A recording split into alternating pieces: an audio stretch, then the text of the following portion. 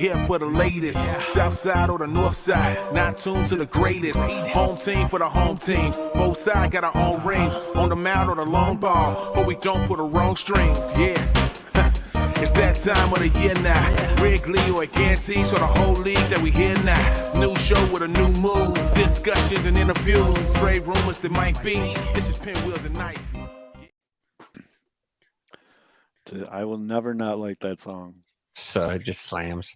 It really does. I think the kids say it slaps. No, they say it slays now. That's it. It Actually, slays. I knew that. Everything slays. I've heard Everything slaps. My goddaughter is in 8th You're old, grade. Mitch. You're I old. did something and she's like, "Oh yeah, Uncle Matt, that slaps." And I was like, "Okay."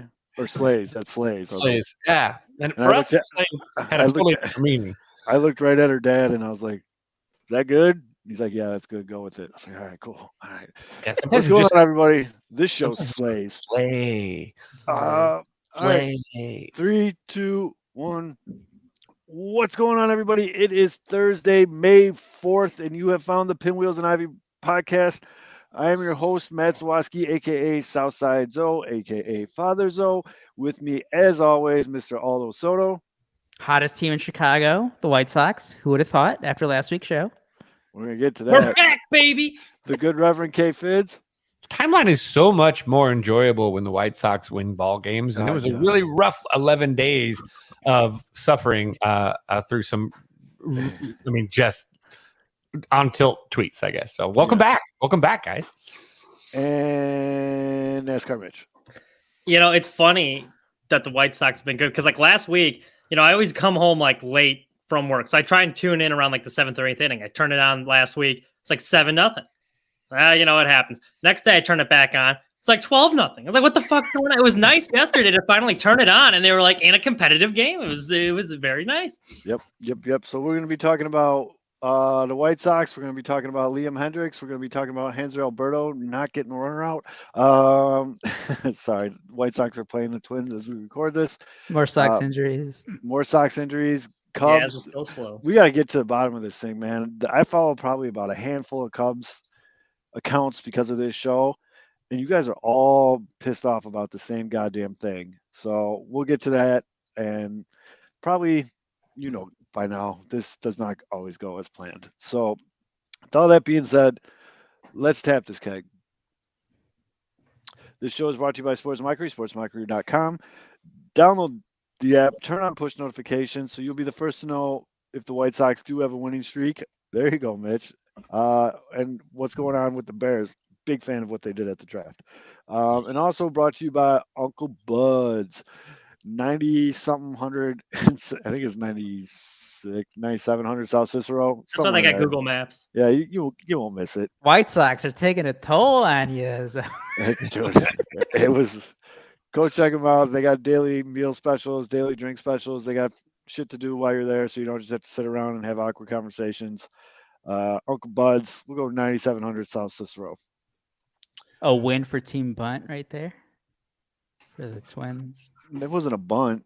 What was it? He swung. He just Oh, went okay, off my the bad. top of his bat. Dude, So- it's the Jordans. Oh, no. Now it's a bunt. Oh, I'm behind you.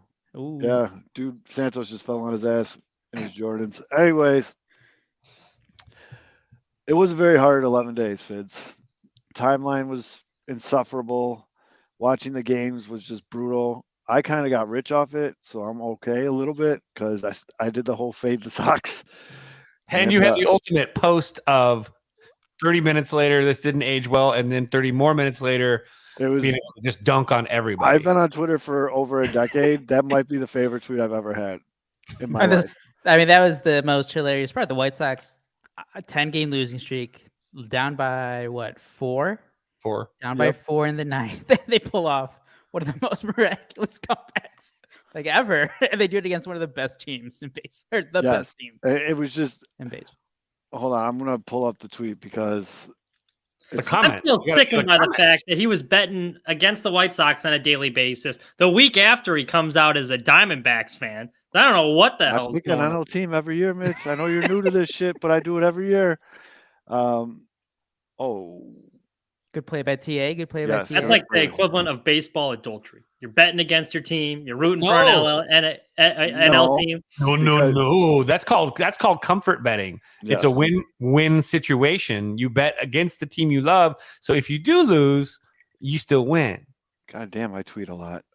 That's a UNLV thing too. I see that a lot here with UNLV fans. They're like, all right, here we go. Like San Diego State. I'm like, all Zoe's doing is just on Instagram looking at some pictures. That's all he's doing. He's not going all the way. Oh, they just did it again, dude.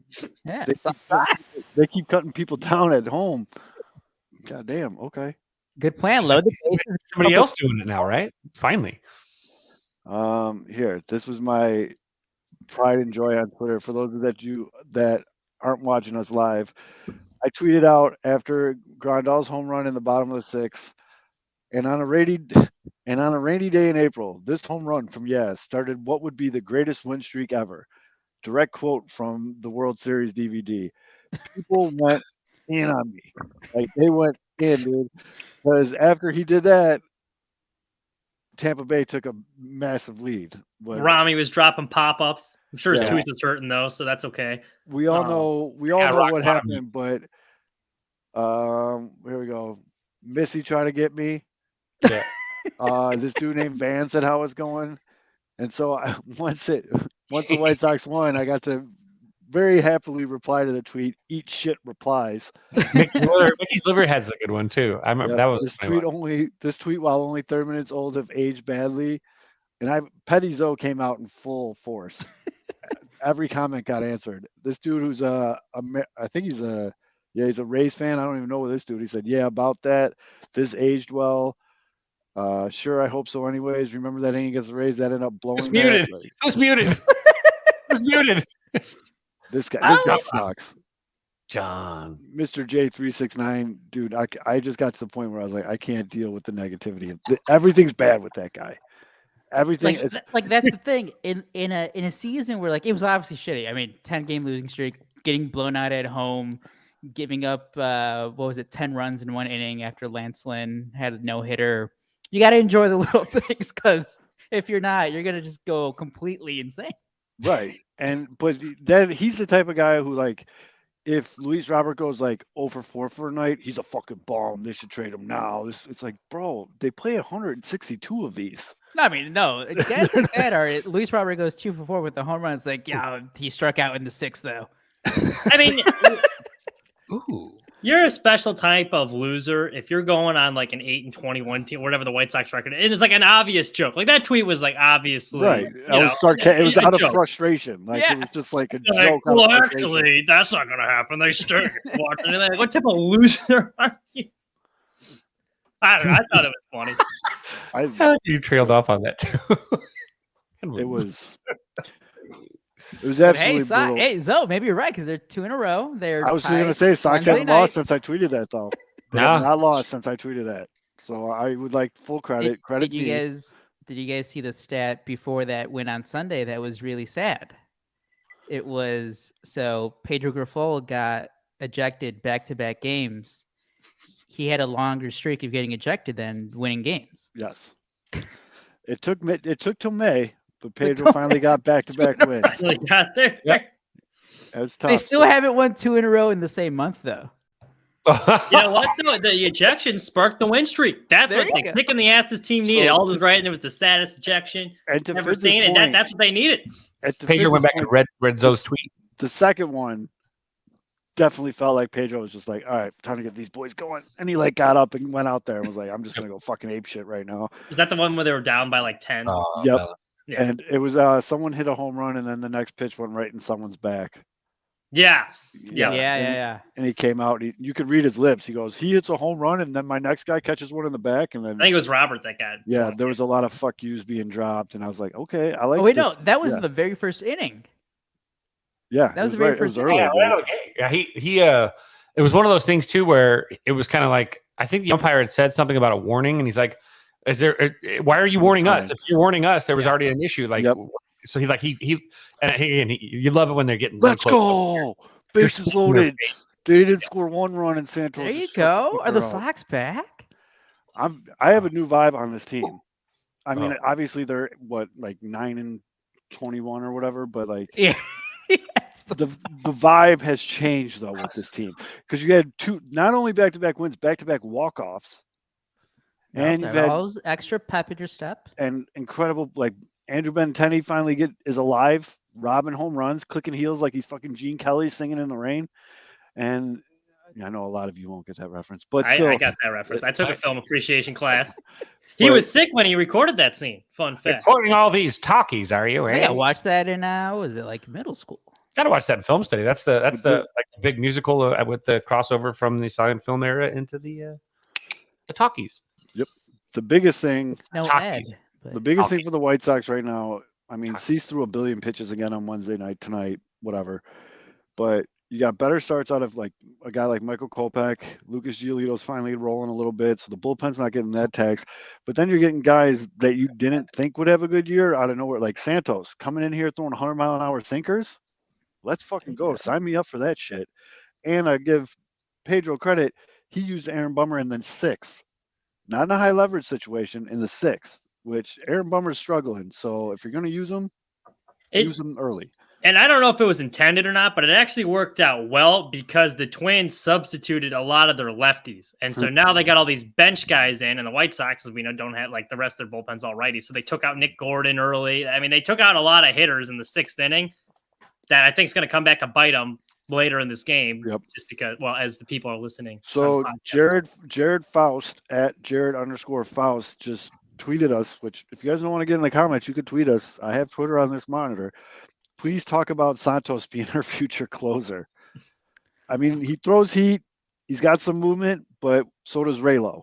He's always thrown gas. His biggest issue, even like before he came over here, was the strike zone is very inconsistent. He gives up a lot of base runners. And I mean, you saw it this last inning too. The bases were loaded. And I don't know if that's necessarily what you want is as your closer is a guy that's letting. Yeah, I mean, you gotta. I mean, I don't mind if like, let's say they're playing like the Royals and they're up like TA 3 hits. Yeah, they're up like 6-2, and it's not really a save situation, but there's still some skin in the game. Let Santos try to close that game. Like we can give up a run, and it doesn't really matter. There's just some things, and like we've seen it for years now. There is as much as we think it's dumb to think about, but like there just is a different mentality that closers have. Like be a closer, like that is a thing. It is in their head. They need to have some sort of sense of that extra adrenaline. You know, fighter pilot mentality. Yes. Yeah, it's exactly. And then fighter pilot mentality. And you know, we saw it with. Unfortunately, we've seen it with Ronaldo Lopez, who looked fantastic as a reliever last year, and this year he just hasn't been that good. No, and it's between his ears. His stuff is fine. It's just he's leaving stuff up. He's overthrowing pitches, so it's up in the zone. And professional hitters are going to tag that shit. When you're leaving pitches up in the zone like that, especially with the fastball, it tells me like he's not handling the adrenaline well because he wanted to be the closer for a while. Like we heard quotes even last year is like, yeah, my end goal. Oh boy, TA just got picked up. I was just gonna say TA's back because he has 3 base hits to right field, but getting picked off kind of sucks. Oh, they're gonna challenge it. He's on the phone. He looks very just when you're getting excited about the White Sox, they bring you back down to earth. And I mean, like we were saying this last week too. We're like, yeah, they're gonna rattle off a big win streak, and we're all gonna overreact. And it only took 2 wins. He's out. Like I'm not gonna, Speaking of the bullpen and TA coming back, so the 11 roster moves on Tuesday. White Sox your boy, in one day, one swoop. Your boy Jake Diekman out. Diekman, rest in peace. In peace. What did I say? Diekman, whatever. Not gonna work here anymore, so it doesn't matter. He's gone. Doesn't matter. He's fucking out. Wait, real quick. Ohtani, 11, 12, and 13 strikeouts through 5. And they're still losing. And they're down 4-3. Yeah. Yep. Yeah, I mean, my biological twin, Jake Diekman, finally got booted. Thank God. What about Colas? I was going to say, out of those 11 moves, I think the most significant one is them sending Colas back down to AAA. I mean, it's wild because, guys like Ian, who's in our comments all the time, and some of these other accounts that they follow the farm system, that's their niche. They all told you Colas was a very picky hitter in the minor leagues. He hit for contact, not power. And as someone that doesn't watch nearly as much minor league games, I was kind of like, what? because when he came up to the big leagues, he was swinging for the Dan Ryan every fucking swing, and he was swinging at everything. So that was weird to me. I think part of that was he was pressing a bit too hard. And it was that not only was he a rookie, but Pedro Grifol, and I generally have not blamed Pedro for this mess. I don't think a lot of it's been on him. I think he's getting more criticism than he deserves. But the way they handled him, they said before the season he's not going to be a platoon player. That was clearly a lie because he was. He was not getting consistent at bats. So not only is he a rookie where there's extra pressure, then when he is in the lineup, then I think he's pressing because like he wants to stay in the lineup, and that created some of the lack of plate discipline that you saw with him early. Yep. No, I mean, I was laughing, like physically actually laughing when people were like critiquing Pedro's bullpen usage. You could put the best manager in the history of baseball in that dugout. With that bullpen, there's no good option. Yeah, when you have you're picking like the smartest dumb kid. You're rolling the dice, honestly. It's literally just picking a name out of a hat. I agree with you, Mitch. I think it's a lot of unfair criticism. Hopefully, Oscar Colas can go down AAA, get his head put on straight. You know, maybe this was kind of a wake up call to him. Hopefully, he takes this as a step to move forward in his career, and he doesn't take it. He can go two ways. He could take it like this opportunity to improve, or he could take it as like, fuck this shit. I'm a major league player. I'm not going to do anything in AAA, which unfortunately from some of the stuff we've heard, I'm nervous he's going to take the bad route. The other thing though is like this isn't that huge of a surprise because it's not like Oscar Colas was like a clear cut top 100 prospect. He took some bad routes on balls in the outfield too. It's not like he was primed to be a stud right away. No. So and again, he barely played in AAA. Hazley was tearing it up in AAA before they called him up, and then he had that 4-for-4 game. Maybe they were like, "Hey, we like what we saw." Ooh, buddy. So this is what we talked about on this show. They have the talent on this team that there's no way all these guys are going to be playing this bad for that long. And Eloy just hit a nice base hit to make it 5-4 Sox. You have Robert already hitting a home run tonight, and it wasn't a cheapie either. That was a fucking piss missile. Benintendi starting to hit and take walks, and Robin home runs in the outfield. The guys are starting to play not even to their ceiling. They're playing to like their mean right now. And that's all I was looking for. I don't need Hall of Fame seasons out of these guys. I just need them to be who they are. Don't be bad. Yes. That is Robert Ben too. Like I didn't realize he had 6 home runs already. Yeah, well, he started out hot. Yeah, he started out hot. He was hitting a lot of no-point home runs when they were down 8. Hey, it's like, yeah. But that's still encouraging though. Well, speaking of Luis Robert, hopefully that's another guy who got a wake-up call after getting benched from then whatever. That was God. Yeah. And then whatever happened. I totally missed the post game where he had to ask the translator what Montoya's name was. Do you forget a coach's name? Like I get spring training, babe. Even then, that'd be bad. But like we're months into the season, and it's not like he forgot the bullpen catching coach. And on top of that, coach's name. Forget that was embarrassing enough. Like that was bad.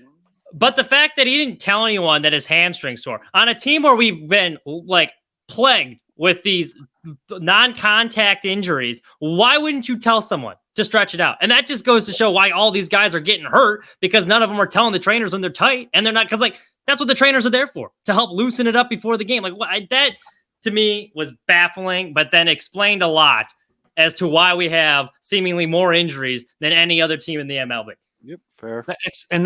You can't obviously blame the trainers. They're not mind readers. They don't, like how are they going to know? And just see like magically, like with X-ray vision, some sort of, he must be banged up. You can watch body language when someone does stuff, but was it real though, or was it an excuse? And that's what I wonder. Well, yeah, Luis Robert just hit a dribbler to the pitcher. He threw out Eloy at second, but Robert hustled down the line, so it wasn't a double play. And that was the other part. There it is. Once he got back to the dugout, it's not like he told any of the coaches then either.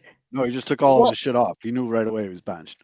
Here's why I don't think it was necessarily bullshit with the hamstring thing. I do think he was dogging it, but like the hamstring thing might have been like true though, because like he did try and play through that wrist thing last year. So it wouldn't surprise me if the hamstring was bothering him and he didn't want to say anything, because he's the type of guy that'll play through it, even if it's hurting the team in the long run, because he wants to be in the line. Yeah, part of me respects that, but the other part of me is more happy that Pedro took the initiative and was just like, sit the fuck down. No, yeah, for sure. I totally agree. You got to set the tone. I mean, oh, Gavin, God damn it! All right, we're still up. But we keep Gavin talking about Sheets, you starting right fielder? we keep talking about the bullpen, and it's been bad except for like a couple guys like Santos. Raylo's good when he's not the closer, and Graveman's been okay. But the big news that I kind of wanted to start off with, but we kind of got off on a tangent. But Liam Hendriks came back to do a press conference, and we said it when when we first heard the news. We let off the show with it. We all got really into it. That cancer doesn't stand a chance against this guy. We all knew he was going to fight through it. And then so Liam did a press conference on Wednesday today to talk about his treatments, what he went through, and what's next. So we'll start out with what's next. What's next is he said he needs 3 or 4 minor league starts. Okay, dude. I mean, he's already pitched in one and he came out firing and he looked really good. But the badass thing too is he showed up to his press conference in this shirt that says "Struck Out Cancer," made by a good friend of the show, Obvious Shirts. I'm already seeing people trying to sell bootleg versions of it. That's bullshit. Go to Obvious Shirts and buy the shirt at Obvious Shirts. Because he's an awesome guy. Anyone that buys that shirt, he's taking all the proceeds and donating it to leukemia research. He's an original. He copied. Copied idea. He stole an idea from a shirt that came out in 2016, back when he made his first shirt in 2015. He has a time machine. Yes, that guy was a joke. I was laughing at that. But some of the quotes from Liam during that press conference were absolutely amazing. A reporter asked him straight up, "Did it ever once cross your mind that you would not be coming back to baseball?" And when the guy finished the sentence, Liam was like, "No, not at all. I knew I was coming back." And then somebody else asked him, like, "What was your reaction when you first found out about this?" And he said, "I thought of my family right away. But then the other thing is I asked him for a timeline and I figured out how I can beat that fucking timeline." Oh, what just happened? My game was low. Oh, so Liam is an absolute savage of a man. Oh, and I saw an interview with Lucas Giolito. And he was saying, like, even throughout all the chemo and everything, that Lucas was in the locker room cracking jokes, making guys laugh. He was calling guys. But something that I thought was really cool, I know everybody likes to think that White Sox and Cubs players hate each other. No, it's just just moronic fan. None of them are from here. Let's get that very clear right away. Second of all, like, it's only for moronic fans right now. But it was really cool to hear that Liam Hendriks, some of the biggest inspiration he got was from a Cubs pitcher sending him texts. I forgot who the pitcher was. What's his Jameson name? Tyone. Jameson who Tyone. also had his battle. Yeah, he had testicular cancer. Ball game. Yep. And just time out. Patrick Wisdom grounds into a double play with runners at first and third and one out in the bottom or the top of the ninth. Cubs lose. So I want to explain to you. I want to explain to you the situation. It's hilarious because I tweeted about it last night. During the Cubs game, the Nationals they tried a sac bunt and it failed on them. The Cubs are the only team entering tonight without a sac bunt all season. They tried. Patrick Wisdom popped up in Cincinnati at like third game of the season. That's why you don't bunt. The Cubs started the ninth inning Wednesday night. They're losing 2-1, down by 1. They start with back-to-back line drive hits. Seiya Suzuki, line drive to right field. Trey Mancini, line drive to left. My God. First and second, nobody out. They bunted. Yeesh. Eric Hosmer bunts. I'm assuming it's from David Ross. Eric Hosmer almost gets thrown out. Guess why? Because he's fucking slow. But he beat it. So good. He hustled. He beat it. Cubs get first and third, 1 out, and then Patrick Wisdom hits into a double play. Game over. That's in the dugout with a fucking off-speed away. Rolled it right over too. Well, I mean, Hosmer was probably going to strike out anyway, or getting out anyway. So at least he advanced runner to third. Because here's the thing. But Nelson Velasquez, who is hitting just piss missiles every fucking time he's at the plate, he comes in to pinch run instead of just hitting. Because Eric, this team. So there's a lot going on here right now, and Mitch, they brought in Graveman to pitch the 8th. This is lining up for a Raylo closer. Yeah, I mean, the only other guy, because I can see a lot of suggestions for closer, most of them terrible. Graveman's really the only other guy besides Raylo. I don't even like should be Graveman, pitching the 9th at this point. I don't even like Graveman, and I agree. Like, because but luckily with Liam on the precipice of returning, we will not have to deal with this. Not only Liam too, because that's the other bit of good news that the White Sox bullpen got is Garrett Crochet is 3 or 4, actually 4 or 5 minor league starts away. The reason being they're going to try to stretch him out because they want him to be able to go more than 1 inning a game. That's like, and that was it's interesting. If you read Sports Mockery, that was his first ever minor league appearance. Yes, because they rushed him straight up from the MLB from after the draft. But no, I think that's smart for them because when the last year before he had Tommy John, he was super effective because you could throw him in the 8th inning in a high leverage situation. They used him as a long reliever if they needed because his ultimate goal is to be a starter anyway. So that's why Crochet, I think, is one of the more valuable members of this bullpen because you could literally use him anywhere. You need 3 innings, Crochet is your guy. You need a big out in the 8th inning, Crochet can do it. So I think that's a smart approach on there, Ed. Yeah, no, I love it. And Fids' guy who was down with them in Arizona, watching him in the rehab, said he was throwing heat, and then he goes out in that minor league, his first minor league appearance, he's almost hitting trip digits, and he's throwing 96, 97, they said, yep. And that's with control, though. That's the biggest thing. Any fucking goon can go out there and give you 100 miles an hour. It's who's got the pinpoint, and he seems to have the pinpoint. So that's really good news for the White Sox. And all the good news is you got Tim Anderson back. As of Wednesday night right now, he has 3 hits, all opposite field singles, which is what TA does. But also he puts the lineup back to where it needs to be. No more who can lead off. Tim's your leadoff guy. The big question mark about the White Sox right now is what the fuck is Yoan Moncada doing? Like, we don't get a straight answer from them at all. It's, he's feeling better, but, we have to wait and do it. It's what? So I have no idea. And that's why, like Robert, I'll be like, okay, I'll take his word for it. If that was Moncada, that was like, yes, my hamstring was sore. Right. That's why I wasn't running. Like, I don't think Moncada strikes me, and I might be wrong. This is pure speculation, but he does not strike me as someone that loves baseball. He loves what baseball has done for him, but I don't think he actually loves the game of baseball. So timeout. It's not Raylo getting the close. It's Kenyon Middleton. Okay. Is it? Your boy. Yeah. Middleton. Apparently Middleton has 13 career saves. He got 4 outs on 12 pitches last night, and he's warming up ahead of the 9th inning. Yeah. Hey. Mm-hmm.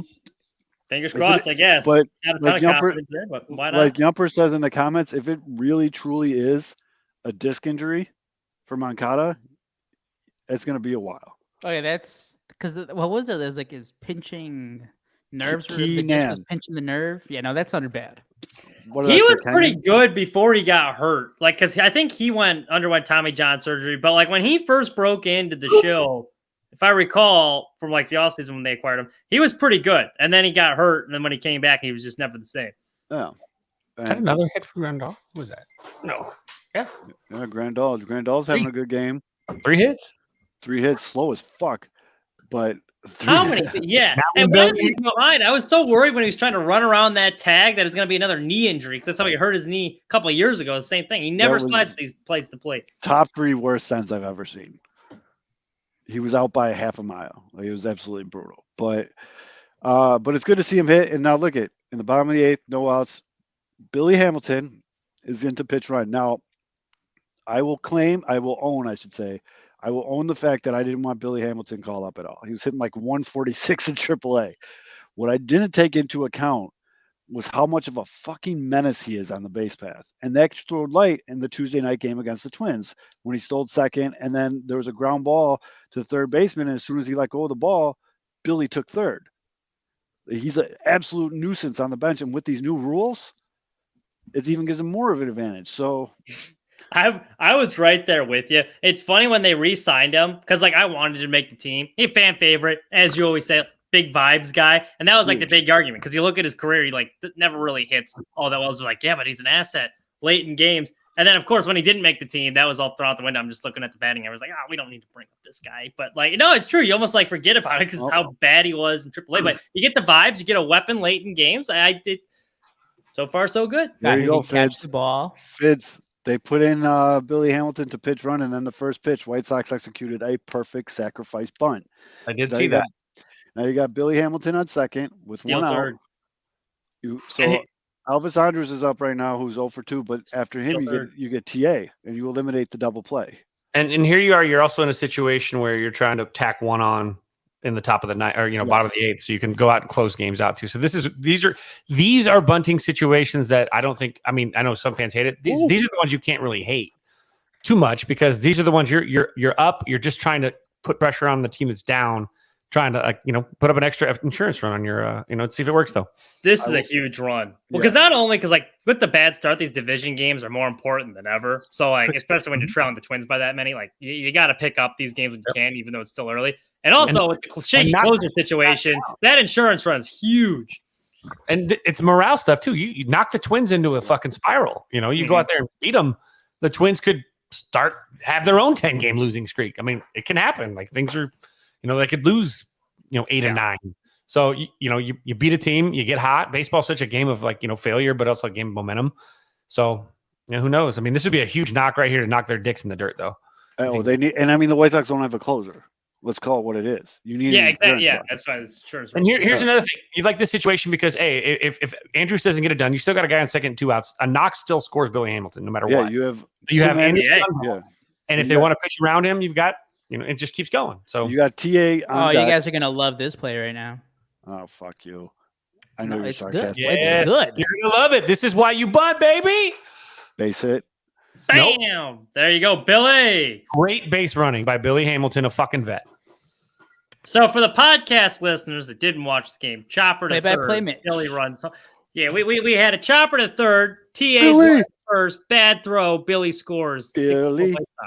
He's not stopping anyway, though. He's not running on the bad throw. He's running on the throw. No, he was going to, Andrus hit a little number to short. And that's a good situation for ball players, too. So that's a situation where you run in third, you're fast.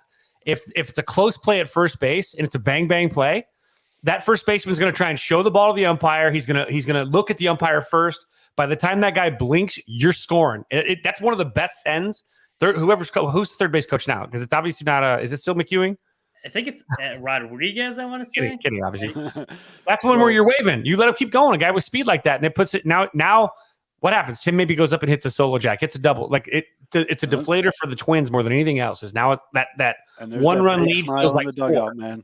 Yep. Well, that's closing right there. White Sox Dave just tweeted out, you know what? Billy Baseball might be the ugliest statistical player on earth, but dude just makes shit happen. And that's he does. It was Eddie Rodriguez. Eddie Rodriguez, by the way, third base coach. Eddie the Jet. Tim, just morning track power. Let's see here. Morning track power. Also, I know what the Twins are doing because Byron, speaking of guys like Moncada, Byron Buxton cannot stay healthy. It's wild to me that they're DHing him as much as they are. The guy is a Gold Glove center fielder. I know you guys. He's got the bad hamstring. I know, and I said I get why they're doing it. It's just the Twins are basically DHing like a pitcher. Yeah. Because Michael Taylor can't really hit. He's really only in there because he plays good defense. But yeah, right, that's true. But yeah, so switching gears a little bit. The Cubs have a pitcher hitting DH. Going to the north side of things, and this is what I wanted to ask you two about. Literally bunting. This is, I mean, like I said, I follow probably under 10 Cubs accounts, not including you two. Like our friend Cubs. I was about to say, Kevin, we're in the elite. But for the last week or so, I've just been seeing all these Cubs fans all pissed off about the same thing. And it's what it boils down to is people think that the Cubs are not putting their best team out there. Because your minor league teams are they're murderers row. They're like the 1930s Yankees or whatever. They're putting up unreal numbers. What happened Wednesday night is the perfect example. So you don't have to point to anything else but what happened. Who's DHing most of the time for you guys right now? Eloy? Yeah.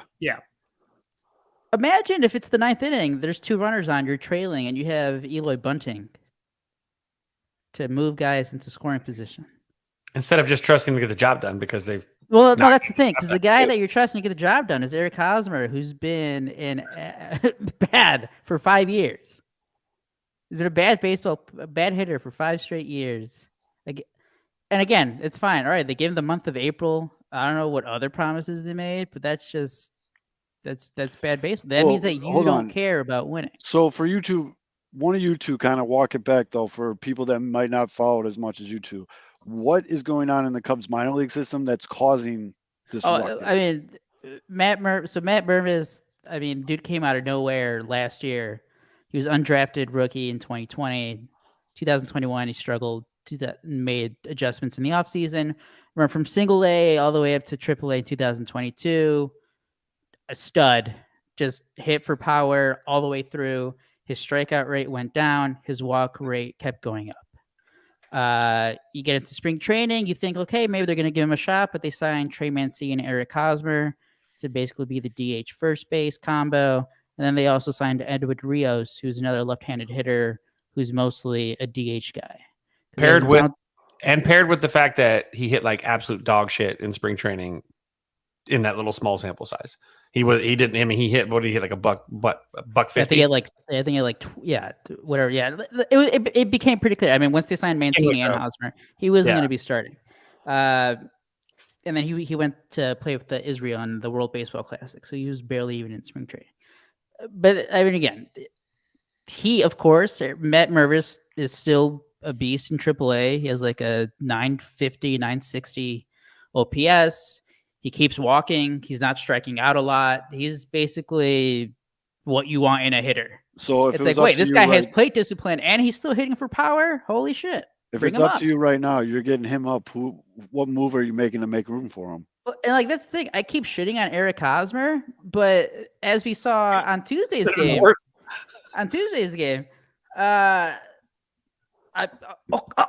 okay, Eric Hosmer, bring that up again. Bring it up, Will Yumper's comment. He says Hosmer has a higher OPS plus over Mancini. Eric Hosmer's making $720,000 because the San Diego Padres are still paying him $38 million to not play for their baseball team.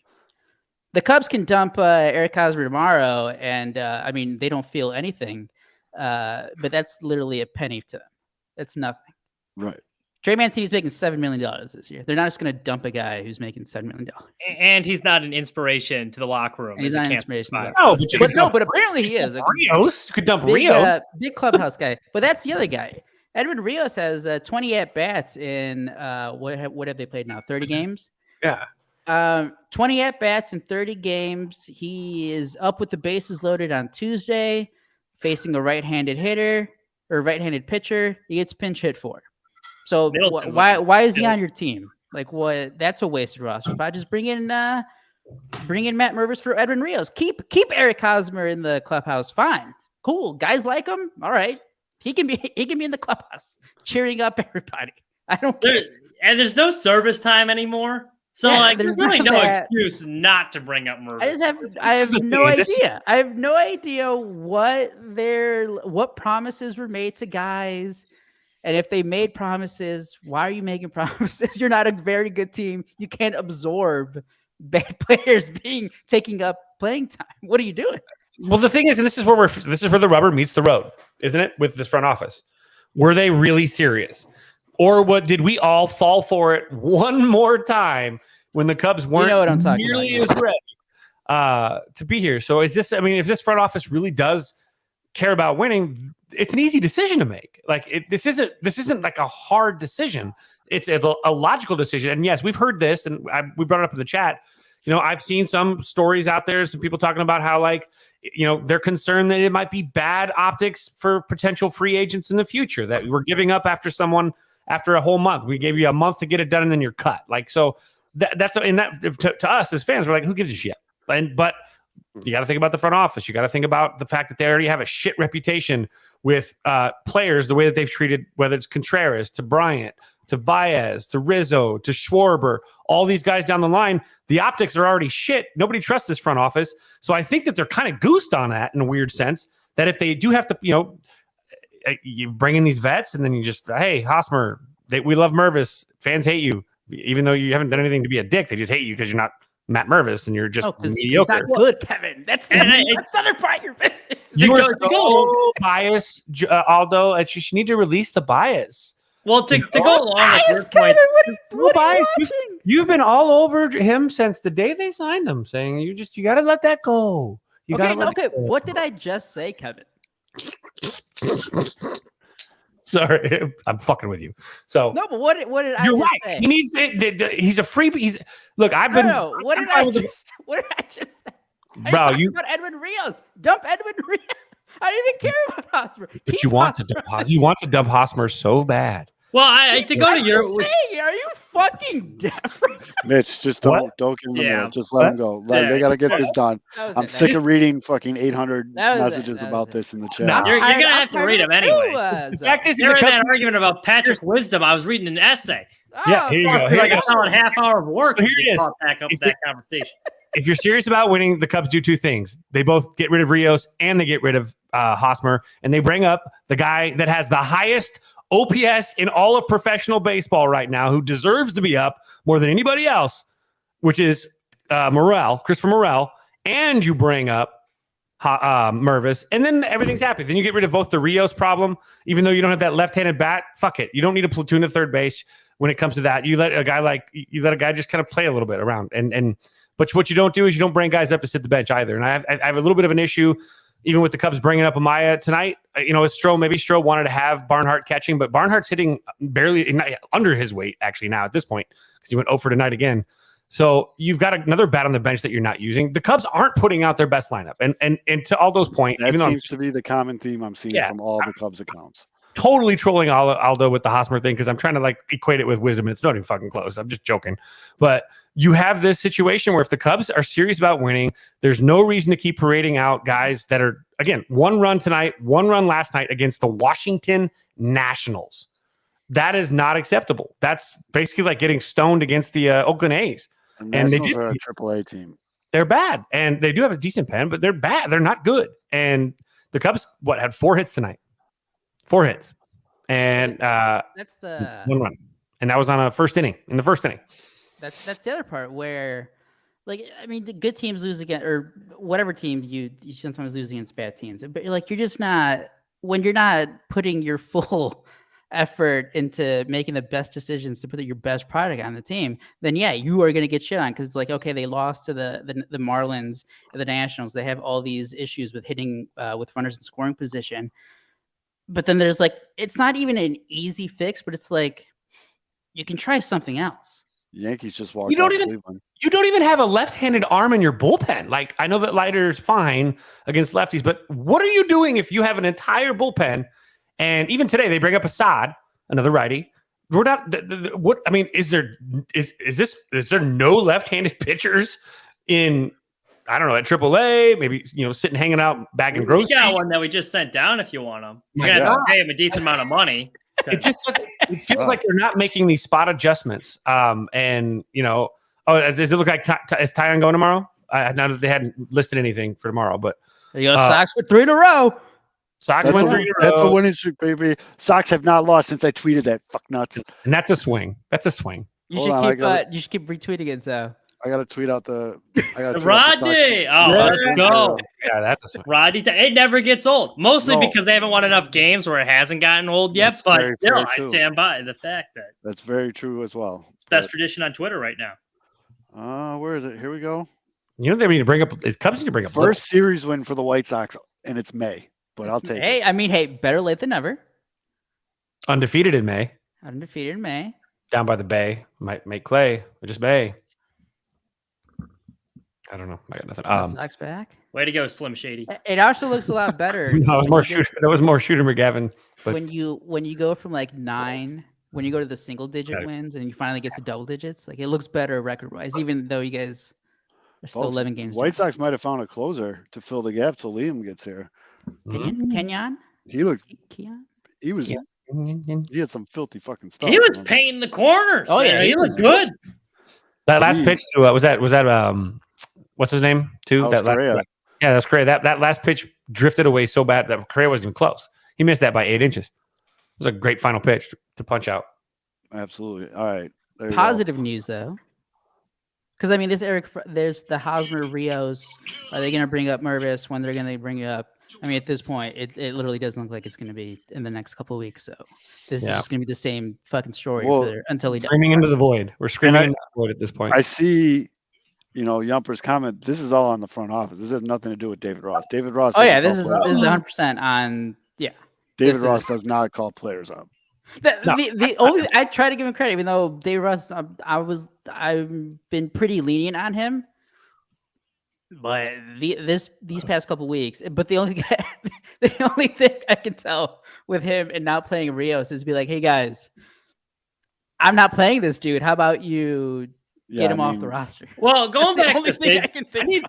I need Jed to go on the radio again and explain it to us like he does every time that he feels like he's got the high ground. Instead, right now he's ducking and covering. He needs to go on the radio and explain why Matt Mervis or Christopher Morel's not been pulled up. We need to have the Cubs fans need a reason at least break it down and say, hey, look, we feel blankety blank. We're not even getting the fake reasons though. Yeah, we're not even getting that. Silence. People are thinking that Carter Hawkins, the Cubs GM, is actually like Chat GPT 5. Like they don't even know if he's real because there's nothing. Going to your point, though, and like I'm not going to act like I'm watching a ton of Cubs baseball and know what's going on, but I do think the free agency thing is real, especially because like this team was voted as one of like the surprise teams in baseball by other front office GMs. And it's like no one expected them to win. So I do think, to your point, it would be a bad look with Hosmer if you're sending him down right away within a couple months of signing him, especially because I don't think anyone even in that Cubs front office really thought they were going to contend this year. So I think you give him, that's probably why he's getting a little bit of a longer leash than maybe you would if it was like a White Sox situation where like, oh no, like this team's supposed to contend right now. So kind of fading off topic right now. The White Sox owner, the beloved Jerry Reinsdorf, spoke at a conference this week, and it was before this win streak the Sox are going on was happening. So people were down. Sox fans were down bad. White Sox Twitter was a fucking wasteland of negativity. And then this news comes out that Jerry spoke at this conference. I was more surprised that people were surprised.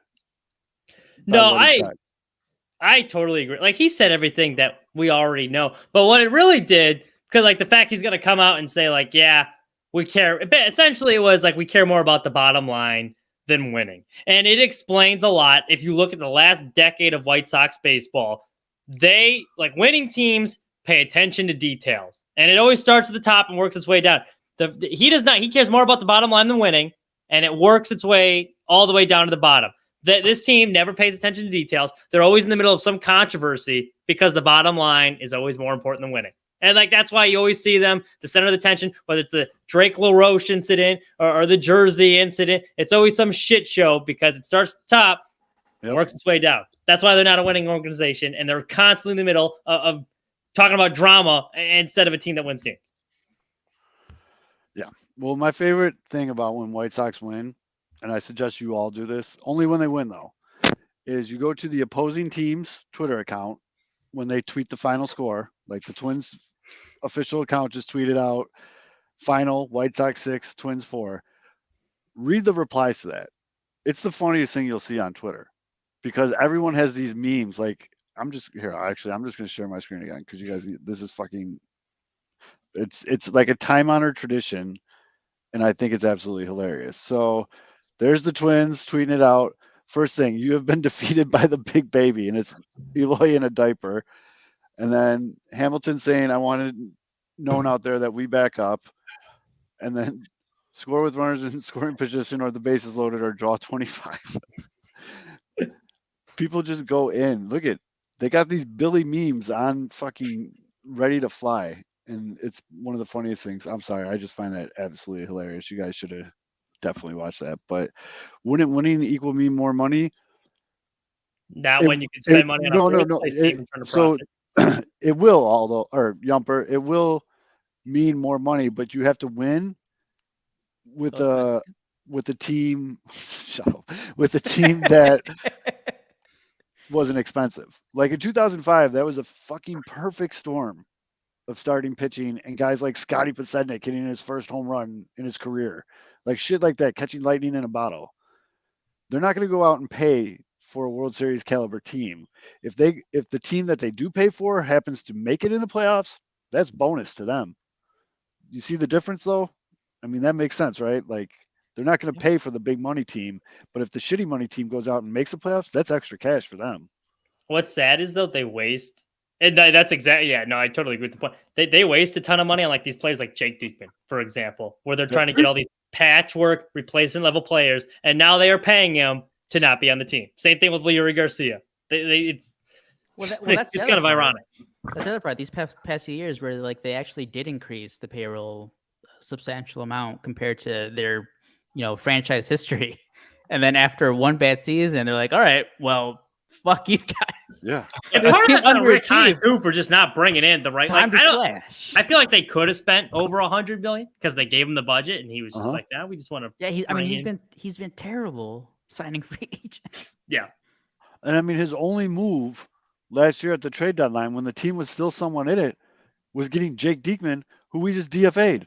Wait, and Boston was getting rid of him. Like the reason Boston traded him was for a salary dump. Yeah. And we were the team dumb enough to take on that contract. It was like Han was like, "Yeah, I got you, dude. I'll do you this solid." It's been and like I think we keep saying how we keep painting it in a good way. That's like, all right, well, hey, the White Sox, they were willing to DFA this guy even though they still owe him millions. That's a terrible. This is like 3 straight seasons in a row. Adam Eaton, Dallas Keuchel, and now Diekman. We were the moron that was like cramming at the deadline, like right before the essays due. Where like you pay someone to write it for you, and it's like terrible. Like you buy your older brother's essay like right beforehand, and you still get the F on it because it was like plagiarized. Like that's exactly what happened with Jake Diekman. He needed to make a move. Like this was like the last day of the deadline too, and it happened. It's like shit. Well, let's make it look like we tried. Boston wants to get rid of this guy. We'll take him. And then the worst part of that, Reese McGuire's like been good for the Red Sox. Yeah, he's hitting over 300. I mean, Reese wasn't a bad player for us. We're good actually anyway. We're actually in a pretty okay spot when it comes to the catcher position right now. Yaz is hitting. Sevy's a above average backup. Yaz apparently is throwing people out from his knees, which that's a bonus. But that guy got a terrible jump. Yeah, you watched that replay. That guy got a bad jump. Good for Yaz. Yeah, I mean, it's just good for Yaz. But I'm not, catcher isn't where I'm worried about. You know what I mean? Like I'm good for Reese. Go for it. But yeah, I mean, his parking lot antics will fit up much better in Boston. Cubs guys. I mean, that's that we're trying. That's what I would. Cubs are just gonna be 500. So the I comment says the other way. The comment from Ryan says, speaking of the deadline, Cody Bellinger is going to bring in quite the haul, right? Trade him while the value's high. He's not going to sign an extension. Here's another reason why you need to see what Matt Mervis is. Like, honestly, do you trade Cody Bellinger, who can move to first base if Pete Crow Armstrong is ready? Like, what do you have to work with a left-handed bat, left-handed first baseman? You've got to find out, or because you got to know if Cody Bellinger's back, you can't let Cody Bellinger go. There isn't. I don't think there's a package if the Cubs are contending now that you give up a guy like Cody Bellinger, other than trying to lock him up for the next 3 to 4 years. Like he's playing well, and now even with a 500 team, I don't think you let him walk. If you let him walk and you're a 500 team, you're not serious. You're just that's not. If he keeps this up, though. That's true. Still relatively. I mean, he's been excellent, but it's still only a month into the season. Kind of got jobbed for one of the votes of player of the month. I mean, but the thing is, like, he truly has looked like there really hasn't been much fluky stuff. The eye test is great in right what now. He's been doing. He's not striking out a lot. Yeah. He only has a 16% strikeout rate. He's God, walking. He's hitting the ball hard. And again, on top of all that, he plays great defense. He's a good base runner. I mean, he really does look like he's back to his old self. Again, it's only been 30 games, but I've watched the guy a ton. I guess I don't know if I guess maybe he was so good that it was like I don't think I felt like I noticed how incredibly good he is in the outfield, because there's been some balls that off the barrel you're like, shit, and he's camped. He's camped. His first step is incredible. So and this is a guy, again, you're going to bring up some of these young pups. Look, yeah, he's going to work on his stuff. Maybe you move him to first base because maybe we're not, maybe Mervis isn't it, right? And you got Pete Crow Armstrong comes up. You've got the perfect mentor, a guy that'll take get some of his reps over at first, but he's such a professional. He doesn't need a ton. Can go out there and then work with Pete Crow Armstrong, who is a freak show already, and turn him into like arguably the most elite defender in baseball. You have that luxury with Cody Bellinger, but you don't know if you need that luxury. If Matt Mervis is the real deal, you can figure something else out. Problem is Cubs don't know, and they're not going to know. I did want to bring up, though, hypothetically speaking, let's say he does keep it up. He has he's still hitting around 300, has a 920 OPS come July. And let's take it let's be positive for this hypothetical. Let's say the Cubs are in it and they're like, all right, hey, Cody, let's have a talk here, because they do have that option for next year, but he can opt out and test free agency. I think it's for $25 million. Like, hey, Cody, let's have some negotiations here. What would be a number? What are you thinking, Kevin? Because he's only 27. That's the other part. He's still young. It's not like we're talking about a 30-year-old dude. He's only 27. I think you're looking at a 22. I mean, this kind of production, I think the way the market is now, after we saw this offseason, guys are going to get paid more. So the numbers that you're used to in the past don't exist. So you can't put oh man, he's worth blanket. You know what? It's going to keep going up. So you're going to get a deal. If you get Cody Bellinger for maybe a 3-year deal with a 4th-year option, and you kind of backload a little bit too with it, maybe, or if they're afraid because it's Cubs and they seem to be afraid to spend a little bit too much early, or you front load it so that the back end of it's pretty easily tradable. And if you have the space, you can maybe, mix around. But I think you give him minimum 22, 25 a year. So I'd say minimum 3 years, 70 plus million, and a 4th-year option with something special. I mean, if he's good Cody, you've got an MVP. Someone with caliber. I was thinking that 3-year type deal, like we've seen with the extensions with Happ and Horner. Mm-hmm. And then after this year, Suzuki's on the team for 3 more years. And if they keep doing that, it's like, all right, we have this 3-year period here where we have all you guys selling him on that. And then I would even bump it up, do 3 for 90. Sure, why not? But I think but that's the thing, because then he can still hit free agency at 30. Mm-hmm. So he can still get another big payday, just like Happ and Horner are probably that's what they're hoping for. Give him a no trade clause, spice up the deal a little bit. You'll find somebody that he can be happy to go to as well, and it becomes again, optics for free agents, giving guys a little bit more than they're supposed to, telling them that we're not gonna fuck you over like we fucked over the guys that got us a World Series. Right. You've got there's a lot of rehabilitation that the Cubs up front office has to do, and paying guys a little bit above market is one of those things that they're gonna have to do to continue to break that stigma, because it's out there. Free agents know. Now, with that being said, Matt Mervis is trending on Twitter right now. Well, I mean, he's trending every night, so yeah. There's 2 things that you can guarantee that are trending on Twitter every single time after a Cubs game: Mervis, and then Epstein it's just always up there. I don't know. Hypothetical for you guys, though. Epstein Mitch. Prospect play first base? Night. Mitch and Zoe, what do you guys? Wait. Time out. Still definitely very scared of witchcraft. That didn't just go away. Oh, by the way, did she broke the curse? She cursed Mike Clevenger, not the White Sox. Missy didn't break the curse. No? She got 2 touched up with the wait, I did see that video. I did see she failed us. And I'm still upset about it. But it seems whatever she did is kind of working, because they won 3 in a row. But it was a little delayed. Yeah, until Sunday. It's just a little delayed. And yes, I will be scared of witchcraft till the day I die. So that's not just going to go Goose curse. Do you guys remember a movie? 2 different versions of that, by the way. One of them. Witches. Sorry about that, dude. The witches with the big ugly. Bro, that fucked me up when I was. Did you ever get into a mouse or something like that? Was that the one? Yeah. Yeah, they turned it into an HBO remake that wasn't as good.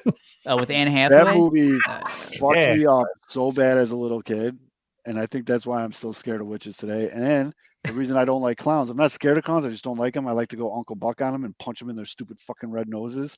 But that's like being the Burger King guy. It's because of Pee-wee's Big Adventure when he has a nightmare in the hospital and the clown's like, Yeah. Fuck that shit. Fuck clowns. Yeah. I'm the way with the Burger King. All right. Well, we have to correct an incorrect statement. Missy there you did go. get too drunk on Saturday, but she went back on She Sunday did break it. and uncursed them.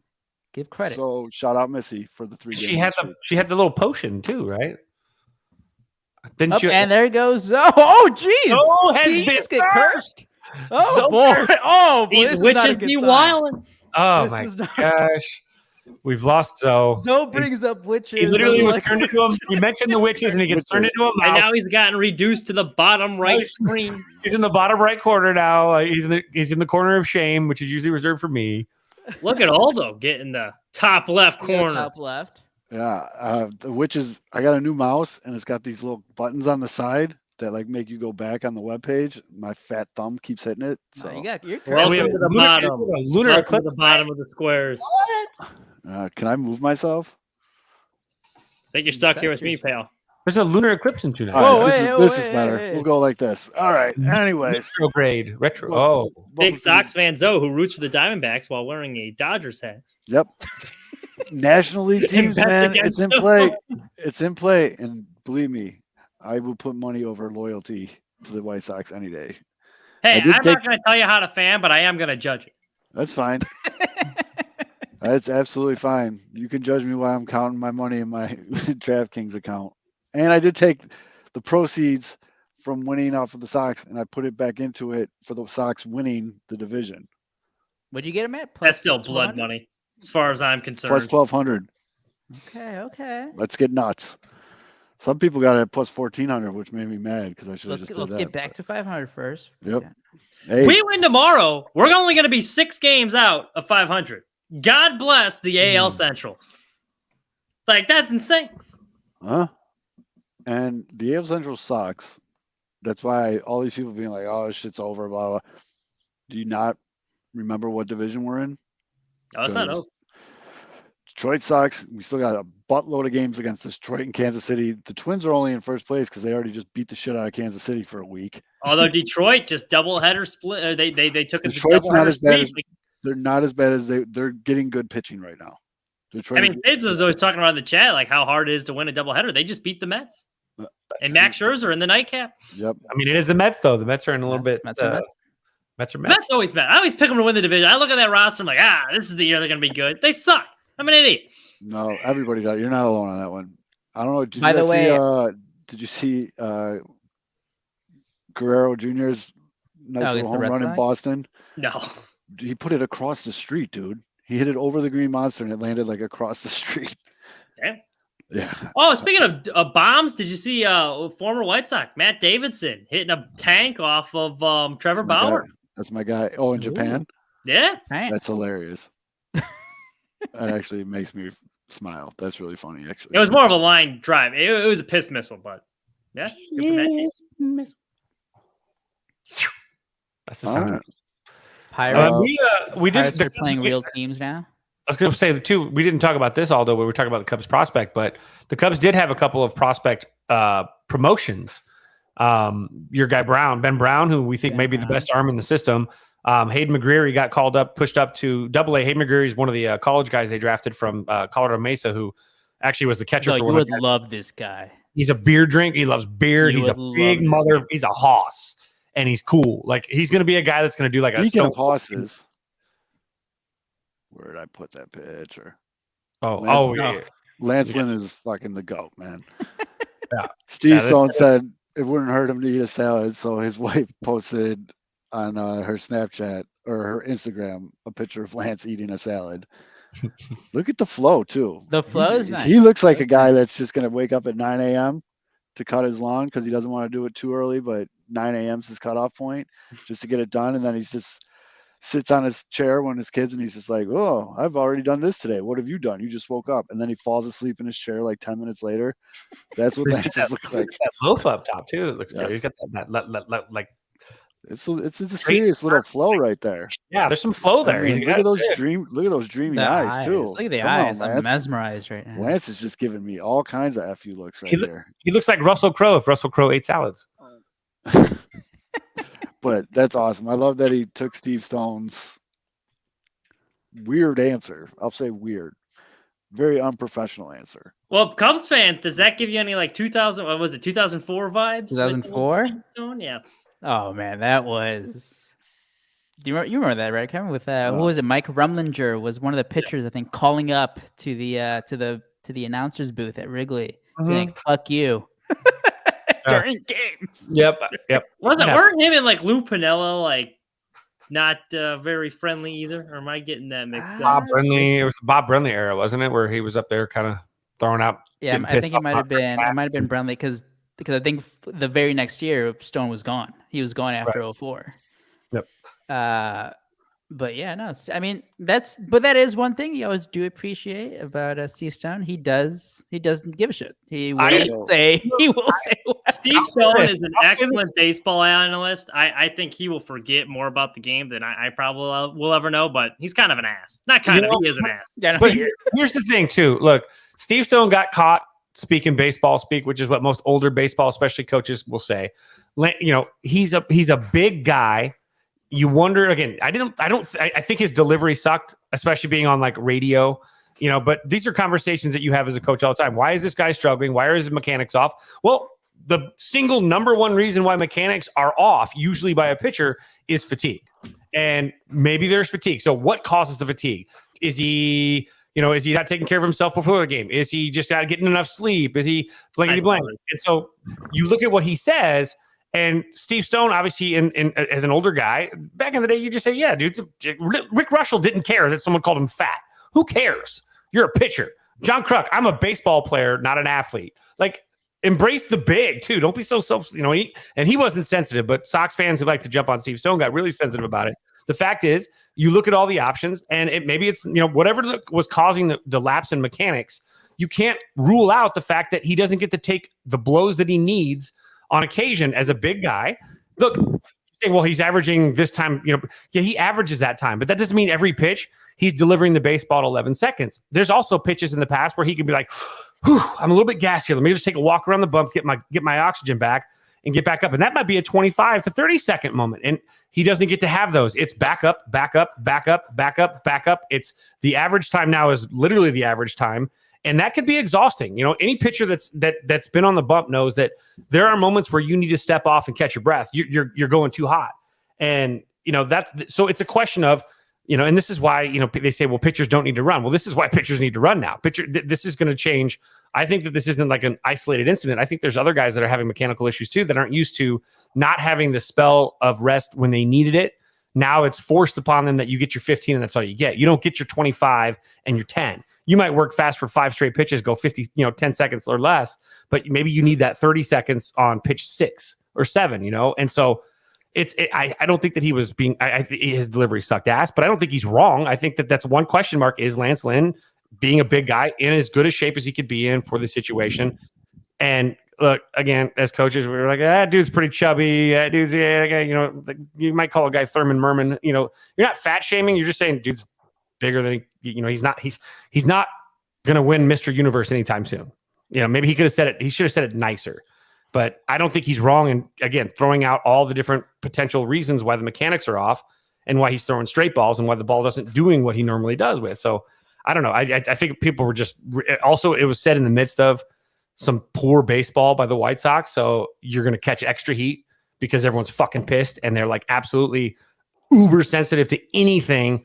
And everyone wants to rage at somebody. So it was an easy pining to start raging at him. But I don't think he was wrong. I think his delivery just sucked. So I am so intrigued by what this video is going to be. This is pretty good. If you haven't seen this is funny. So okay. Wander Franco pissed off a lot of the olds with what he did tonight in today's game. This is the play he made in the field today. There you go. Nothing wrong with that. Ooh, little ball flip. Hey, what's up?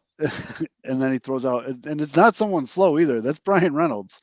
That's not. That to me is like that scene for Major League where like Willie Mays Hayes catches like the ball in his hat and is like, great play. Don't ever fucking do it again. That's what that would be like as man. Guys, you know how many times he's probably done that working on throws against the wall? I don't care. Wall? That's right there. Right. That's like throwing yourself soft toss, man. That's easy peasy. But then he also did this later on. I like it. Oh, Speaking of plus 106 run differential. Wait till they show the bat flip. He pimped the shit out of it.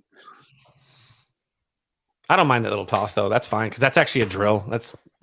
He's done it hundreds and hundreds of times. It's no problem. Did they show the bat flip in this video? I hope so. I don't think so. Oh wait. Nope. Damn it! You just get this little. By the way, this is the guy that Sox fans were so pissed about walking. You can see the front end of it. Like he can't hit. Yeah. No, Wander Franco's very good. You can see the front end of the bat flip though, because he looks like he two-handed it. He two-handed it because he looks like he like pulled it up like a sword, like he was going to do one of these. With stuff with the throw, I haven't seen guys do that flip on a throw before during a game. But like there's also when guys look at balls and sometimes they're like off the wall and it's a double, or the guys are held to a single because they're just trying to show off. And I always say like that's fine. You just better make sure the ball's out, and then like for this play, you better make sure you get that runner out. But as long as you do that, But on then you're gonna like, catch if Frank like on that play, he bobbles the ball, whatever guys save, it's like you're gonna get shit on, deserved. That's it. If you're gonna do it, be prepared if you don't get it done. That's all. I mean, that's really the accountability part. It wasn't Yasmani Grandal trucking down that line. That was Brian Reynolds. So Reynolds must have hit that ball really fucking hard for him to have that much time to throw. Well, he did because he had to lay the thing on the side. Oh, Mike Trout just hit a home run. There you go. Are they still losing? 13 strikeouts from Ohtani. I think they tied it. They're still losing. I think Ohtani broke another record, and the Angels were losing going into the ninth. It's unreal. Oh, I think that put him ahead. They were talking about how he pitched so well tonight that he left with a 1-run deficit, and that he'll hit his own home run and get a no decision. Which is probably. And now he's going to get a no decision. No, they got Rake Lamb, aka Jake Lamb, hit the tying home run, and then Mike Trout came up and hit the go-ahead home run. I was on the Cubs broadcast tonight. Lamb. You were. I had a tweet appear on the Cubs, the Miller Lite social scene. My stolen base number 11 for the best second baseman in the National League. Tweet. Do you have a Why don't they put our tweets about Mark? Yeah, let me bring it up. Let me go ahead and bring it up. My buddy John from high school. Where are those tweets? Where are those tweets on the Miller Lite social? Where's the Mervis tweets? Yeah, where's the wisdom tweets right before he hits a homer? Where's everyone? Hey, look at the front office tweets. Look at that stolen base. Hey, could it be any grainier? Scrolling. I don't know what the. Oh, all right, fine. Let's do this. Photoshopped. Is that better for you? Can you see that? All right, there we go. Is that better for the next time because are you going to be able to see the next meth house you have to do a report on? Well, that wasn't proper AP style for we're going to take pot shots. I didn't use the proper abbreviation. It's Caliph, not CA. That's so yeah. Oh wait, I went to the wrong. Oh, there we go. Sorry, I was watching the Golden Knights. They're winning right now, but look at that. Look at that. The Cubs right now, they really do have two of the most underrated players right now. Nico Horner, obviously, top second baseman in the league. Justin Steele. He's pitching really good. Smiley's he's the ERA leader. Drew Smiley has a sub-3 ERA. Because there's some good stuff happening. MLB The Show does those top now cards for top performers, and Smiley's the final guy. He's the boss right now. Yeah. That's because they felt bad for him for getting tackled in the middle of a perfect game. That was brutal. That was so funny. Dude, I'm obsessed with rewatching this Billy Hamilton play because it's like a 16-inch softball game. That's some shit you do with that. You don't do it in the 8th inning of a Major League Baseball game, but it worked, man. All right. You guys at all dare give Rick Hahn credit for making a good move there? Well, I mean, that's the thing. Romy Gonzalez was just dropping fly he balls. is ass. And I said it before the season. Everyone knew it was going to be bad. We gave him the benefit of the doubt because he was hot, but he sucks. It didn't help that your boy Hahn was talking him up I'll trade him if someone gives me the right offer. What? Half a jar of mustard pickles? Yeah, that was. I did want to ask you guys, not so much a concern, but. Or I don't know, maybe here's an actual, exactly. Oh, go ahead, Aldo. You do your What question, exactly then is you- going on with Cease? Because this isn't like 3 in a row now. Where, He has good innings, and then he'll have a really shitty inning where he throws. but it's 40 but it's pitches. going back to like 2019 season. Yeah. We won the game. I ain't too concerned. he'll Well, I throw- knew, Okay. look, like he wasn't gonna have the year he had last year was like historically good. The amount of Mhm. starts he had was like 15 in a row with under 3 earned run. Like I knew there was gonna be a little bit of regression. It's still early. I think the stuff is there. He just has those bad innings, like Zoe said. It's just a matter of limiting those, cutting down on some of the walks a little bit. I mean, I don't think he's gonna be Cy Young seats from last year, but I still think he's going to be an number 1 caliber starter. You know, and everyone goes through a rough stretch. I'll give him the benefit of the doubt. Pretty much, yeah. And it's always that one inning where he throws like 36 pitches. It just fucks up everything. Yeah. And that's why he can't go deep. And that's why Dylan Cease to record the win on the game today was like plus 175. But it Because, keeps you know, it, but like it's trending. Like before, at least he was getting like 6 innings. Now it's like 4. No, but like last year too, even when he was doing well, he rarely went deep into games. And a lot, even that streak, it was always like 5 innings, 6 innings. Like he's never been a guy that goes deep into games. Okay, That's just who he is. So, question from the comments from our good buddy Healy. Had this discussion today, will Steele be a true number 1 at some point, or is being a second or third pitcher his ceiling? My knee-jerk reaction is yes, because it's not only that he's getting the good results and has been since since June, where he really started to buckle down. He gets a decent amount of strikeouts. It's not like a guy who's going to strike out 12 every time he's out there, but he gets a decent amount of strikeouts. And guys just they don't hit the ball hard against him. But the other interesting thing about him as well is, and I was going to ask you guys about Lucas Giolito. When Lucas Giolito was going through his amazing time, like 2019 through 2021, was he mainly a 2-pitch guy, or was it more? Was it from a fastball changeup, or was it more? No, he had fastball, changeup, a slider, and then that curveball he threw very rarely. It was like a slider curveball combo almost. Well, he had both. He just never threw the curveball. Yeah, the slider was a good wipeout slider though, but his main 2, he was without a doubt, were fastball changeup because that changeup was sick that year. Because right now the Cubs have, and it's 2 guys that they have. Well, you know, it's Steele and Smiley. They're basically just 2-pitch pitchers, which you don't normally see. Like you'll see that out of relief pitchers, right? But you don't see that normally out of starting pitchers. Right now, Justin Steele, he just throws fastball and his slider. But I mean, that's all he throws. But he's been dominant. But I don't know if eventually Steele will be. Go ahead, Mitch. Steele will be a number 1 because let's face it, his biggest competition in the Cubs organization was Nasty, who has a near 5 ERA and is more worried about. Look at the numbers. Look at the numbers, Mitch. You do not insult the name of Ben Brown in such a manner. The best arm currently just got promoted to AAA, which is where we're going to go earlier. That Ben Brown probably has the best stuff of anybody in the Cubs organization, and this is, what is he, 6'6"? He is a prototypical, looks like an ace kind of guy. He's got the mullet going. He's long. He throws hard, and his stuff absolutely bites. But Steele will be a good number 2. He doesn't have to be a number 1 because of Ben Brown. And Ben Brown kind of reminds me. So Nancy's going to be like a 5, is what I'm hearing. But what I'm saying, Ben Brown reminds me of Kopech. When we're talking about 2-pitch pitchers or whatever, Cease and everything he did last year, his slider was the most unhittable pitch of the year last year. Yeah. So, I mean, statistically, it's not just some meatball saying that. Like, statistically, it was the most unhittable pitch. And you're seeing kind of the ripple effect from that. These guys all over the league now are trying to throw low to mid 90 sliders now, because that's what Dylan was serving up last year. Like, it's not so much of an off-speed pitch anymore. It's almost like a cutter with more bite to it now. Yeah. And they're calling it a slider. And, you know, we've talked about it on this show before, you know, you're seeing all of a sudden sweeper is like the new pitch term all over the place. I feel like the sweeper is like the old slider, and the slider is like a cutter now.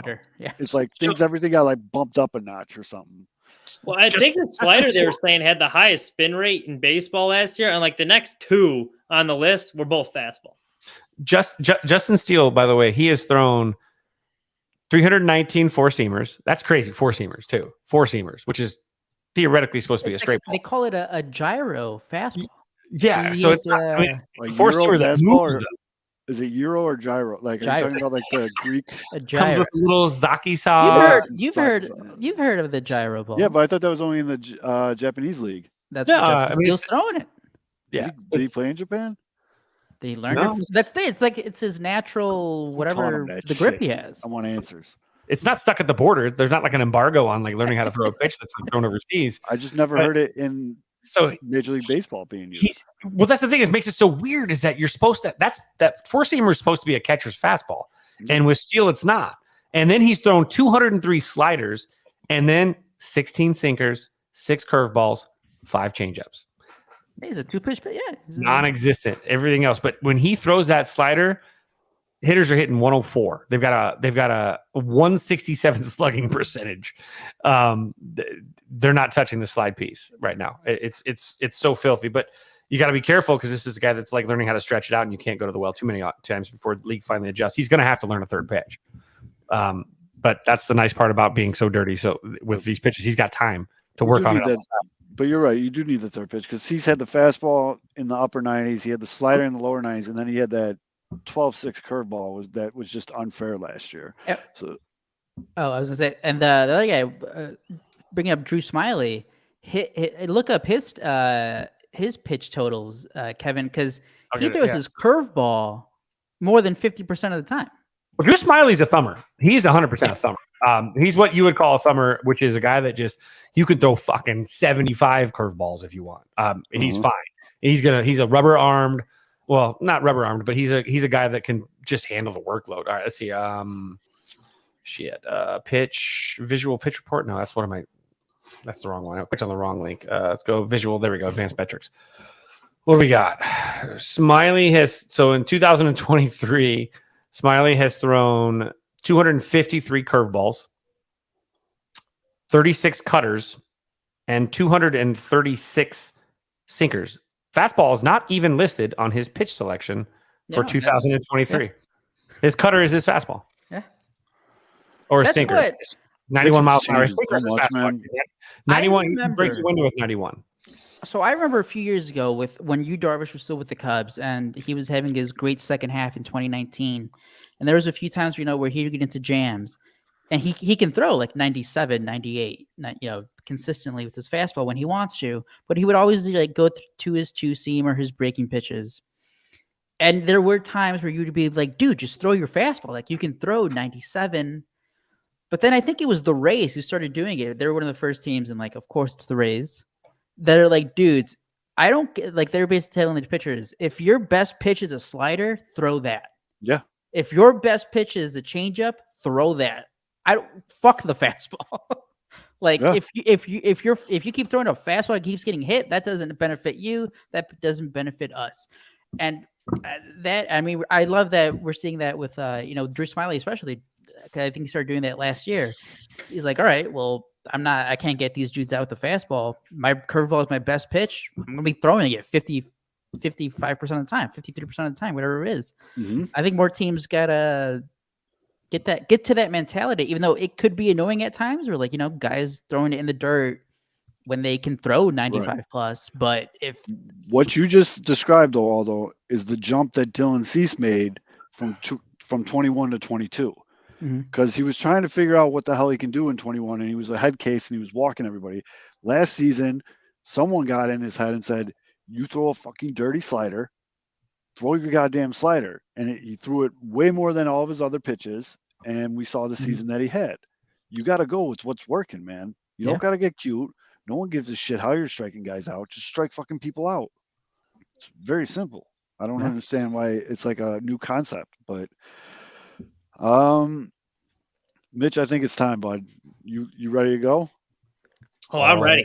All right, ladies and gentlemen, the reason why you all really tune into this show, it's time for the NASCAR Minute with NASCAR Mitch.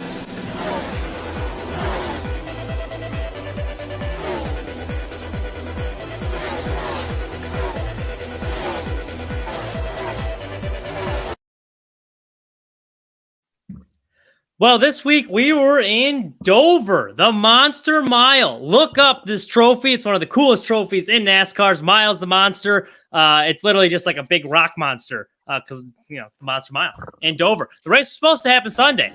Got rained out. Canceled qualifying, so they had to do some formula to determine the order, which made for some great racing early because the order was all out of whack, so some of the fastest cars were in the back, had to work their way up front. One of the faster cars was Denny Hamlin. He's trying to impress his boss, Michael Jordan. He's near the front. His pit crew absolutely screws him over, loses 8 spots. He's pissed, trying to work his way back up. He's yelling on the radio like an old man stuck in traffic. He's like, Christopher Bell, get the hell out of my way, because he's passing cars he already had to pass. So just a bad day in the office for old Denny. Meanwhile, Ross Chastain, he had a fast car. He's stuck in the back. He's working his way up through the field. He comes up behind one of the old Rick Ware cars, Rick Ware racing cars, and he just plows into him, runs him off the track, crashes him, and in the process catches Kyle Larson, who also had a fast car. So they were pissed. They were throwing shots at Ross. Ross Chastain, though, he don't give a fuck. He's working his way back up through the field in the old number 1 car. Now, Miles claimed his first victim early. My boy Daniel Suarez, he got caught up into the wall. He's out of the race. Took out Ty Dillon. He's a scrub, though, so we don't really care about Ty. Now let's get to the good part of the race. Later in the race, Ross Chastain had one of the faster cars. He runs down the leader, William Byron. He takes the lead for stage 2. So he looks like he has a good car. Martin Truex Jr., Denny Hamlin's teammate, Toyota, also has a very good car. He's working his way up through the field, but he's arguing with his crew chief. Now, if you remember, a couple races back, Martin Truex Jr. was the guy, his crew chief told him to take new tires, but they were scuffs, and he didn't tell him. So there's already some trust issues. So they're yelling on the radio like an old married couple. But MTJ, he works his way back up to the front. He has the lead late. Ross Chastain trying to run him down. Then Joey Logano in the back of the pack. He's had problems all day in his Ford Mustang. Fix and repair daily. Still lived up to the name. He had to pit like 12 times. He crashes. Caution comes out. So now this sets the stage here because we only got like 6 laps to go. Do you pit? And if you pit, what are you taking? So Martin Truex's crew chief, James Small, he's like, all right, Martin, you're in first. We're going to give you 2 tires. Now, Ross Chastain, he takes 4 tires. So he has the advantage, you would think. But because Ross took 4 tires, he had to start back in 3rd place. Second place is Ryan Blaney. MTJ, he's in first with his 2 tires. Can he hold on this last 6 laps? Ross immediately passes Blaney. He's trying to run down Truex. Truex, though, because he had the 2 tires, he had the track position in front, able to hold him off, gets the win, his first win in over 50 races, snapped a long losing streak, and we're heading to Kansas next week, baby. Boots on the ground. NASCAR Minute's going to be there live. We'll see if we can get some good content. Maybe we'll ask BJ McLeod what he thinks of the White Sox's pitching changes. And yeah, there you go. NASCAR. Guy Danny Berger's been at too many Puerto Rican cookouts outside the city field. Guy got his hair braided, his oil changed, and his fucking cracked windshield fixed for $65. Guy's got Bad Bunny on repeat while he's eating fucking burgers, baby. I'm sorry for not be funny to me.